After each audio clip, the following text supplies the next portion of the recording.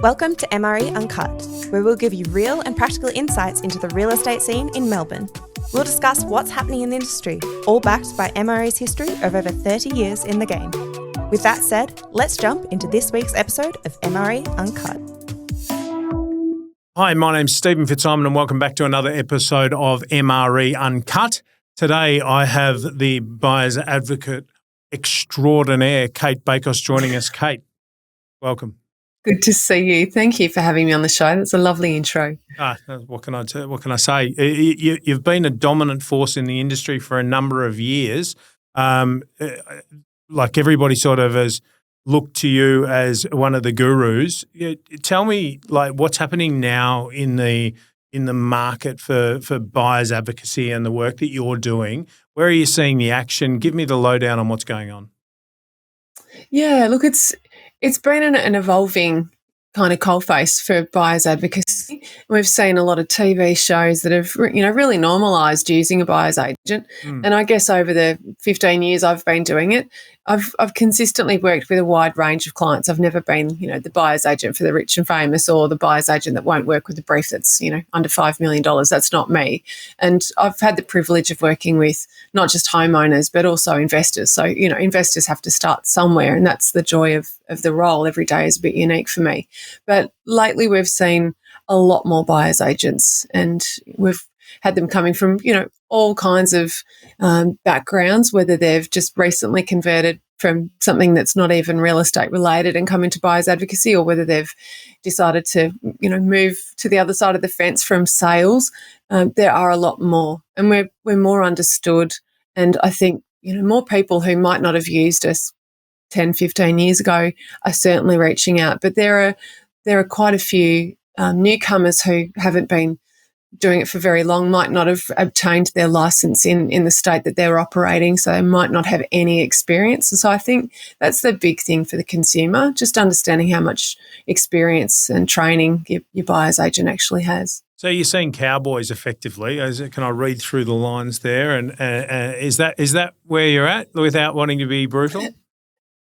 I think it's fair to say inexperienced, because some are cowboys, the ones that are doing it just because they care about the fast money, or, they think that it's easy. Yeah. You've also got some very passionate newcomers as well, and that's great. But do you want someone practicing with your money? Not really. So if you bring it back, and like there might be some listeners out there today who are sort of sitting there going, well, why would I get a buyer's advocate? Because, I get it. Maybe the wealthy do it because they're time poor, that type of thing. But yes, what are the key benefits that you guys bring to your clients that is really sort of giving them the success that they're looking for with their purchases? It's a great question. There are probably 5 reasons why people would come to an advocate or a buyer's agent, as we call them. And the smallest percentage is the person who's time poor. It might be someone who's on the other side of the globe or interstate, especially when it comes to investment. We've got a lot of borderless buyer's agents operating, but we've got a lot of borderless investors who are reaching out to other states. And so that's where we certainly have a role. But we also deal with people who might be feeling out of their depth. They've not done this before, or they've only done it 1 or 2 times in their life, and they know that there's a lot more to it than just saying, I've done it, back in 1992, so I'm going to be able to execute a great purchase again. Yep. So people that know what they don't know. Then you've got people who have been burnt or they've been devastated by an outcome that didn't go their way. So I'll get a lot of people saying, I don't want to lose the next property that comes along. I can't go through that heartache. Yep. You get people that can't get on the same page as their partner, so they're stuck in this vortex and they're not making a decision together. Is this a marriage counselling service in part? Yeah, just quietly. Right. Yeah, it can be.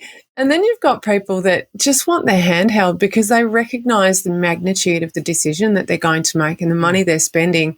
They want to get it right. So what we can do is see a clear brief when we sit down with someone and understand what they're looking for, what their needs are, what their budget is, what their time frame is. We can bring that together. We can also act as a bit of an interpreter between a buyer and an agent. It doesn't mean that agents are out there trying to foil. They talk a different language sometimes. Sometimes, yeah. And you need that ability to cut through, particularly when it's, something that's as sensitive as trying to purchase a property prior to auction. Mm. That needs, skill and diligence and sensitivity, because you're asking a lot of the agent to unravel a campaign that was set for auction and sell to you. So they're the conversations that we need to be prepared to have. And that's just the negotiating and the people side of things. I think the biggest one is actually the due diligence, because unlike a selling agent who can say, well, we sold the property as is and it was up to you to do your due diligence and you've now found out this thing that we weren't privy to, that's your problem. A buyer's agent won't be able to say that. They'll have the client knocking on the door saying, please explain. So we have to make sure that the due diligence is very, very thorough, so that they're aware of all of the red flags that we can uncover.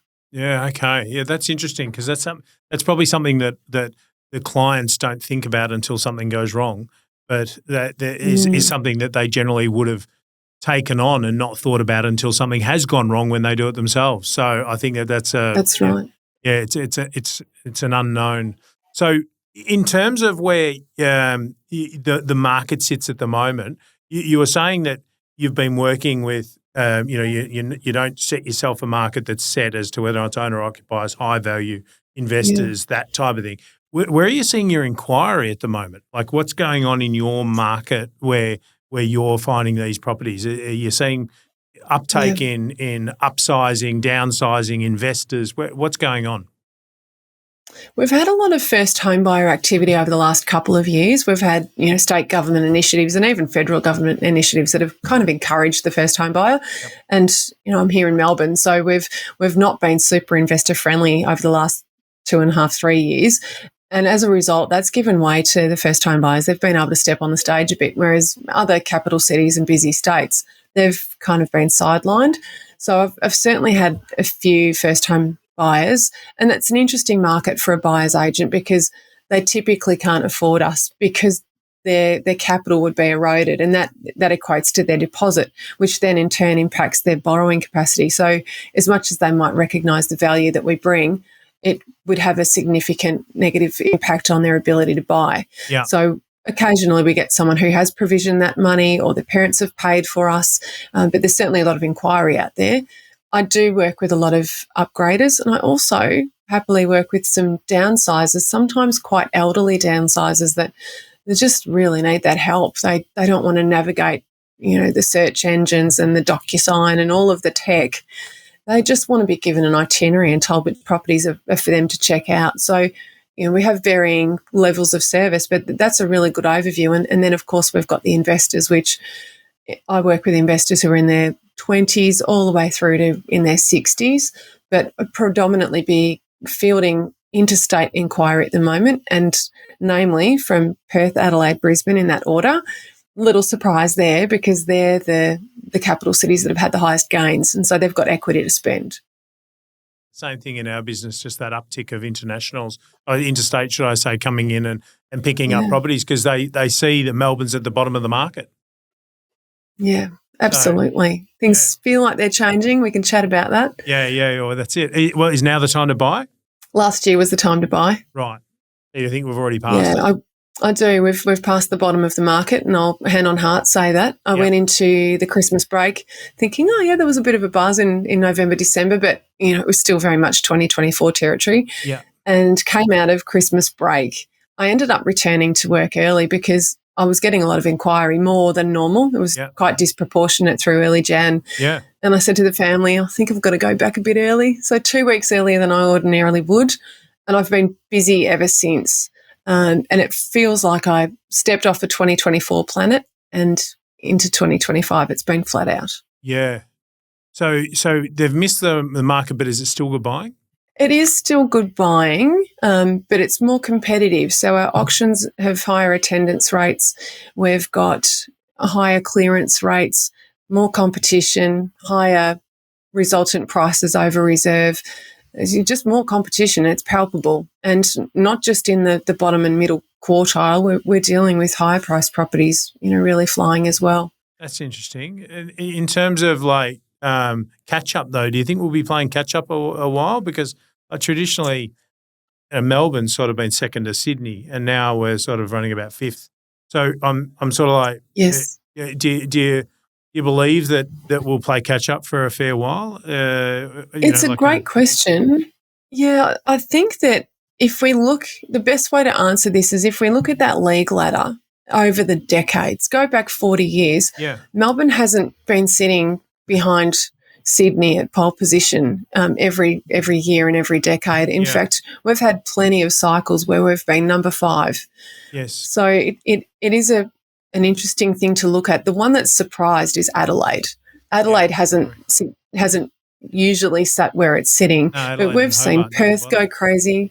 We've seen Hobart get excited, but we've been behind Canberra and Brisbane many times before. So it's we're not in unusual territory. It's just that for the short term history, we've been number 2 and we've enjoyed that. Everybody puts Sydney and Melbourne in the same bucket because we've got the largest populations and we get a lot of new arrivals and we've got an enormous number of jobs and they're diversified. But outside of that, we've not always been number 2. Yeah, okay. And so if you were to come into contact with somebody and they were, let's look at the first time market, if you're saying that there's a bit of activity there, and they were coming in to see you and they had a bit of an idea about what they wanted, how do you add value to their decision? How do you add value in terms of like educating them about property? What are the big things that they would come out of that meeting going, I've got to use Cate because? Yes, there's a couple of things. The first one is making sure that what they're looking for is realistic and feasible. Okay. And I don't think I'm exaggerating if I say more than 9 out of 10, like at least 9 out of 10 are not. And agents will often see these buyers, they start out by putting their hands up at auctions that they were never going to get. They're bidding before it's even on the market and then they're out. Yep. And it takes a few building inspection reports and a few devastation moments at auction for them to get the hint and realise that they're looking at the wrong stuff in the wrong areas. I can sort that out really quickly. I could sort that out in under half an hour. Right. We sit on a call. I literally screen share. It does. And in a moving market, 6 months can equate to a lot of thousands of dollars on the property ladder. You erode your position. Yeah, so you'd rather work out now, find out if what you're looking for is realistic. It's a very easy thing to do and I'm happy to share it. It's a very basic exercise, but I screen share on Zoom or whatever it is that we're on. Yep. I go straight to the sold tab. I filter everything in a budget range that's slightly below and above theirs, and then we just focus on where their limit is. And I point out all of the things that they've been looking for and the properties that they're falling in love with. And I demonstrate to them that they're going over budget. Yep. And then we look at locations or changes to their brief that will enable these properties to fall within their budget. And once they're accepting of that, once they compromise on suburb or bedroom count or land size or condition of the property, they're in the game then and they can start looking at things that actually are in their budget. That's the first one. That's usually the startling one. The other one is to share the planning maps with them and just show them how we assess properties. And it might be a back of envelope, walk them through kind of scenario. Okay. Explaining why we would reject something. And no, this has got an easement that runs through a large part of the backyard, or that's got a garage built over an easement. That's on a floodplain. This one's on a main road. This one's in a compulsory acquisition segment of the map. They're the things that people don't understand. And then I can show them zoning. I can show them title type. You don't want someone falling in love with an apartment as a first home buyer when it's a company share because we know they can't finance that. They haven't got a 40% deposit. So it's just little things like that. They realise that they are out of their depth and they do need help. And you do it, in a caring way that doesn't leave them feeling hopeless and devastated, gives them hope. Yeah. And I'm always a believer, if you sit down with someone and they're looking to interview you to see how much you can help them, be prepared to give them a little bit of help in that session so that they get some value even if they don't sign you up. Yeah. Well, you've got to give to get. I think that's one of the, the great sayings in business. If you can provide something with value, then they start owing it back to you. But I think, there's some diamonds there, like those aspects. And then the thing that I always look at when you're talking to clients like that is you're saying to them, contact agent for price, contact agent for price. You're seeing that on those sold pages. And there's sort of like there's that nervousness about actually making the call to the agents to find out what they are. And, we're lucky as agents because we can see in the back ends what they've recorded the price as, so we can cut through that stuff. And you can cut through that stuff and give them. I can, but I'm never afraid to ring up and say hi to an agent and, hey, can you tell me what this one went for? But so many people are.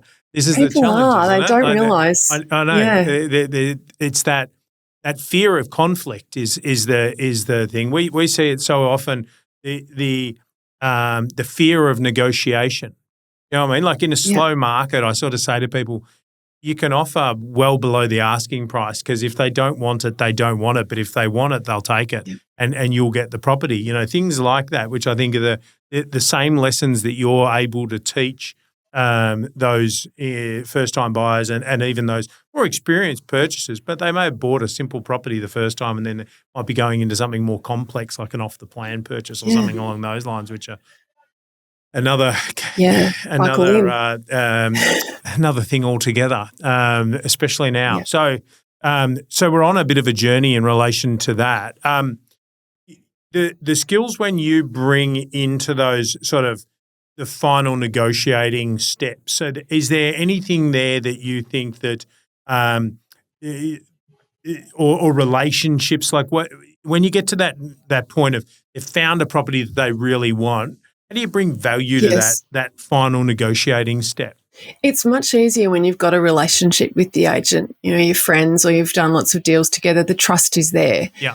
When you haven't, you've got to build trust really quickly, and you've got to make sure that your dialogue and your actions give the agent confidence that you mean business and you're respectful and you're sensitive to their side of the story. They've got a vendor to deal with that I haven't met. I don't know how sensitive the vendor is or how stressed they are. Yeah. So you have to ask really good questions and listen really attentively. Yeah. And I think a big part about it is also knowing how the agent wants to play the game, like how they want the rules to unfold, because unless it's an auction and they're standing there ringing the bell, they're not bound by rules other than, being honest and submitting all offers. The agent can determine how they want to run that negotiation.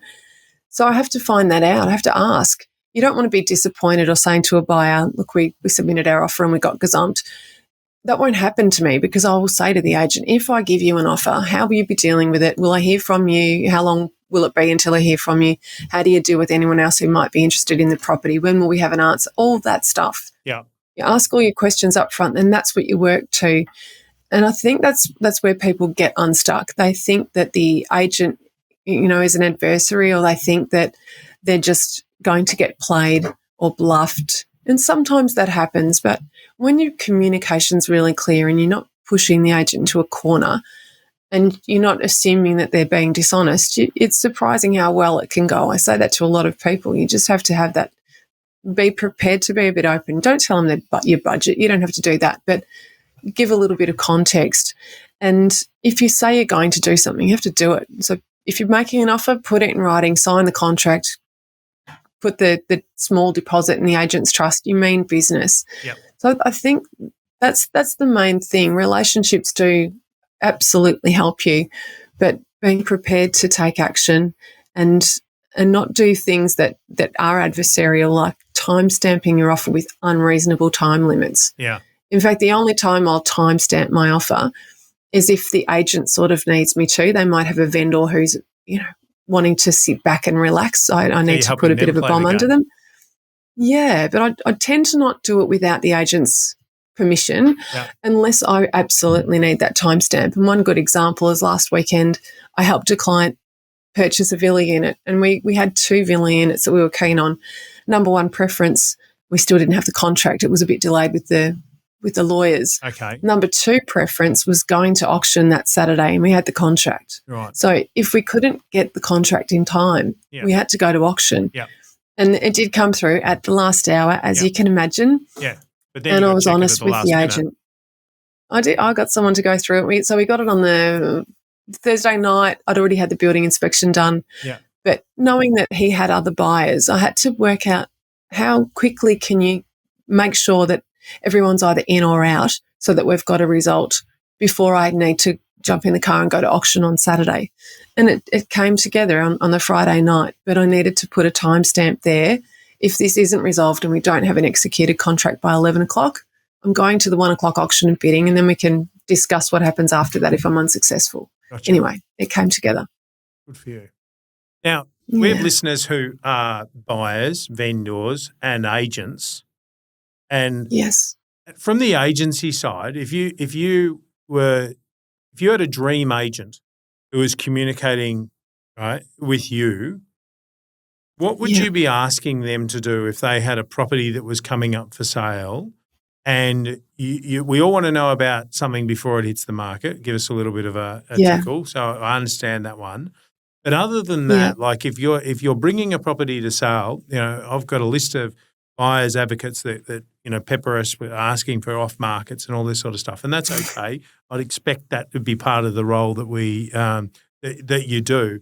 But beyond letting you know before the property is literally on realestate.com, if you were to speak to an agent and say, look, the best thing that I want you to do is what are we assuming that the property's on the market? It's already on realestate.com? No, it hasn't yet. So what I'm assuming is that they're preparing the advertising.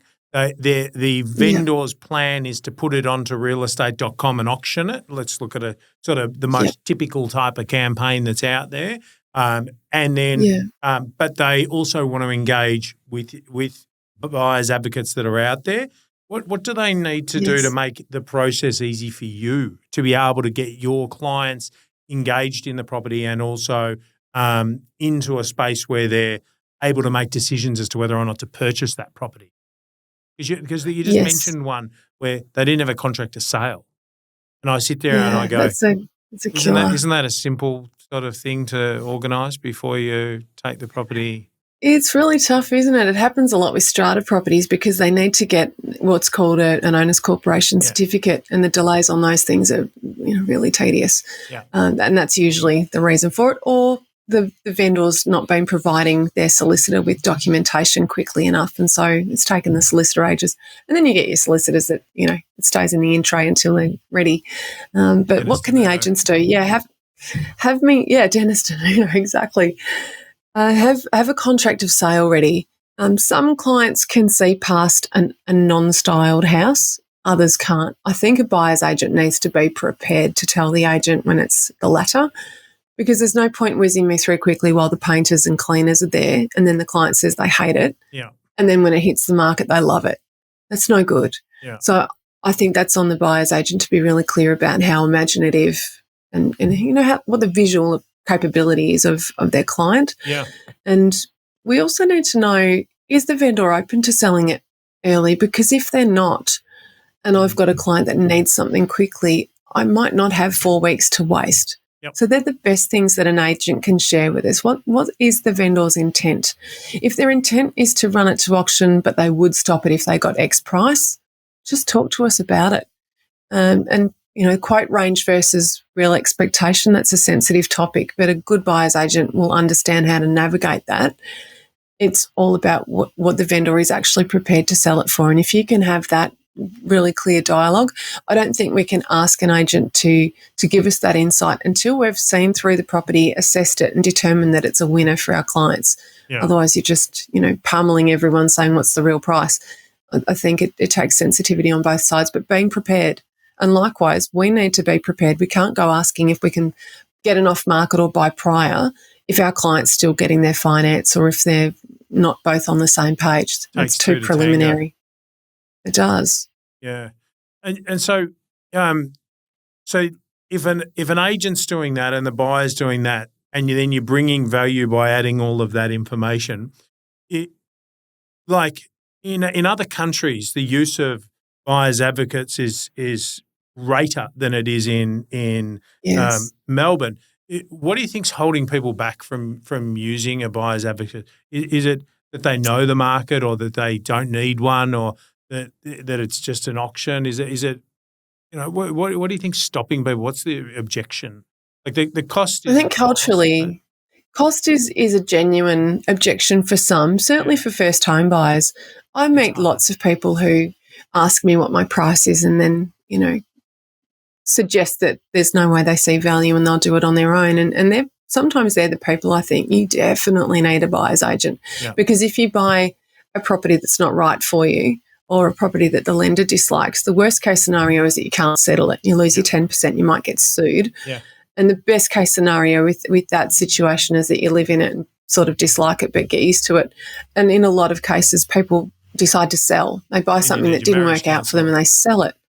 Yeah, but if you're selling a property, even if you haven't lost money on it, you've paid your stamp duty, you've paid your agent's fees and your selling costs, your marketing, and then you're re-entering the market paying stamp duty again. Well, it makes my fee look really little. Yeah, yeah, and so so like the journey is there. You've got experts that are available to you.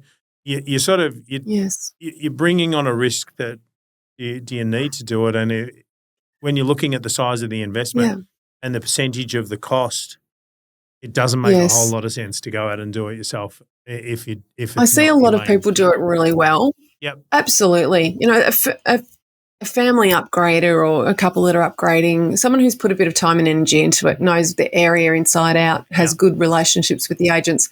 I see them every week make great decisions. Yeah. You know, I bid against a lot of people that are bidding on a fantastic property and they win it. Yeah. They didn't need an advocate. They did it on their own, and I think good luck to them.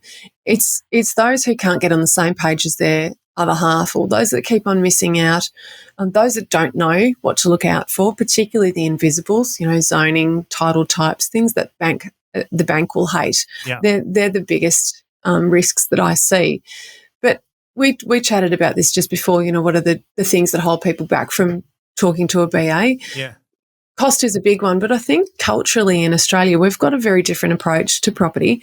Unlike the States where you have, you know, your two brokers, as it turns out, your agent and your buyer's agent who pull it together. That's a very customary thing to do, and the costs are covered differently. Also, you look at the UK, they have the chain system and things can fall apart at the last hour when your boxes are packed. They're really difficult markets to navigate. I think in Australia we've normalised putting in offers and even buying at auction. Yeah.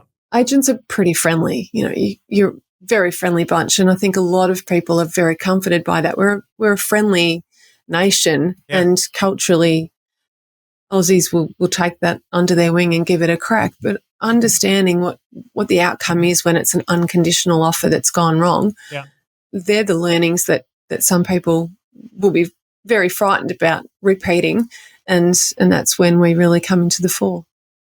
Fantastic. Look, Cate, thanks for joining us today. It's been a delightful little session, and some of those insights, I think, you know, the people that are out there are going to look at that and say, I'd never thought about that. I'd never given that consideration. And you've opened their eyes before they're sort of stepping into this risky time. You know, as I can say personally, I've known you for a number of years and have the greatest respect for the work that you do. So, you know, thanks again for coming on, and look forward to speaking to you again in the future. Oh, likewise. Thank you for having me. We'll see you at the next episode. Thanks for listening.